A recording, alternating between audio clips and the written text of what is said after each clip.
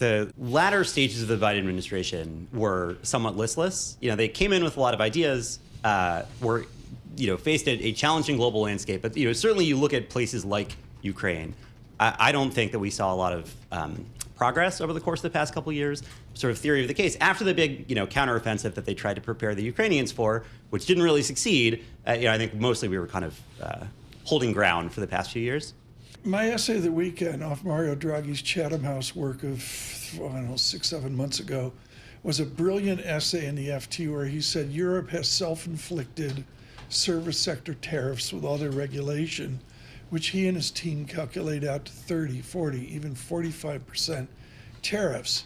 The zeitgeist this morning is the markets are okay because tariffs don't affect markets. Do you agree with that summary? Well, they certainly haven't affected markets a lot so far. It's been striking the extent to which markets have looked through them. Even, the China piece that actually already happened is equivalent in scale to the entire 2018-2019 China trade war. And we shrugged it off completely in markets because we didn't simultaneously do 25% on Canada and Mexico. But if you look forward, the reciprocal tariff rollout last week was greeted with relief because it wasn't taking effect right away. We never thought it was going to take effect right away. But the numbers that we could spit out if we're looking at VATs alongside tariffs are incredibly high. I mean, they're north of what Trump was talking about on the campaign trail. You're looking at 20, 30% tariffs all in on a lot of these countries if you're just adding up their tariffs and their VATs.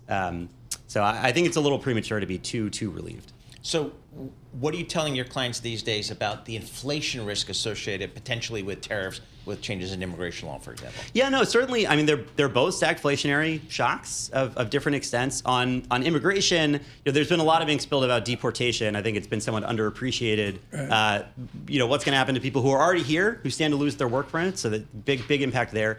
And on tariffs, I mean, look, we have what's already happened on China that's meaningful but not world-changing. If he goes through and does exactly what he said last week on reciprocal tariffs, that's very inflationary. So quickly, folded into Wolfe Research's belief in the equity market, do they take the world of Tobin Marcus and say, we cannot ignore it, but we can at least prosper within this maelstrom?